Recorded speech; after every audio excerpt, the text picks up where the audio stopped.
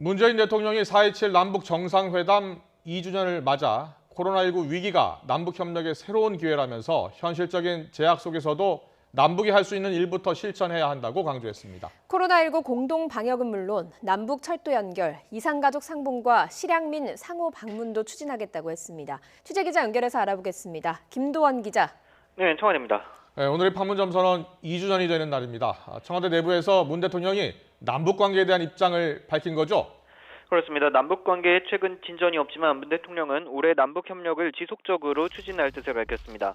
가장 현실적이고 실천적인 길을 찾겠다고 말한 문 대통령은 코로나19 위기를 새로운 기회로 꼽았습니다. 코로나19 공동대처에서 시작해 가축 전염병, 접경지역 재해 대응 등 남북 교류가 적극적으로 이뤄지길 기대했습니다. 문 대통령의 발언 들어보시겠습니다.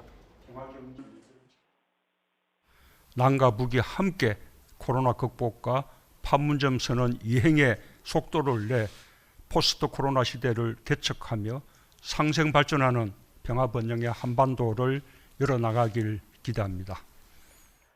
지난해 2월 하노이 북미 회담 결렬 이후 남북 관계도 제자리 걸음인 게 현실인데요. 문 대통령은 의지가 부족했던 게 아니라 국제적인 제약 때문이었다고 진단했습니다. 하지만 여건이 좋아지길 마냥 기다릴 수는 없다면서 남북이 우선 할 수 있는 일을 찾아서 실천해야 한다고 강조했는데요. 이를 위해 남북 철도 연결도 우리가 할 수 있는 일부터 하고 비무장지대, 국제평화지대, 남북 공동 유해 발굴도 계속 추진해야 한다고 말했습니다.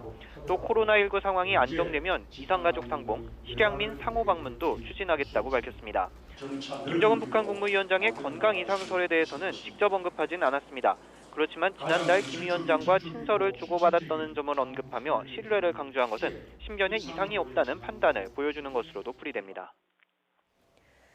네, 최근 우리나라 코로나19 상황은 많이 진정되는 추세인데요. 문 대통령은 아직 끝나지 않았다는 점도 강조했다고요. 그렇습니다. 문 대통령은 먼저 최근 신규 확진자 수가 확연히 주는 등 조금만 더 힘을 모으면 일상으로 복귀할 수 있다는 자신감이 커졌다면서 여기까지 오는데 국민의 자발적 참여와 집단지성이 큰 힘이 됐다고 고마움을 표현했습니다. 하지만 아직 끝나지 않았다면서 장기전을 염두에 두고 바이러스와 불편한 동거를 각오해야 한다고 말했습니다. 소수의 확진자라도 언제 집단 감염을 일으킬지 알 수 없고 올가을 2차 유행을 경고하는 목소리도 있다는 겁니다. 결국 방역과 일상의 공존을 준비해야 한다는 이야기인데요. 문 대통령은 상황에 따라 달라지는 방역 지침을 지키면서 경제활동에 참여하는 새로운 실험을 해야 한다고 국민의 협조를 요청했습니다. 경제 회복의 기회를 세계에서 가장 앞서 살려 K-방역에 이어 K-일상이 세계 표준이 될 수 있게 하자는 당부입니다. 지금까지 청와대에서 YTN 김도원입니다.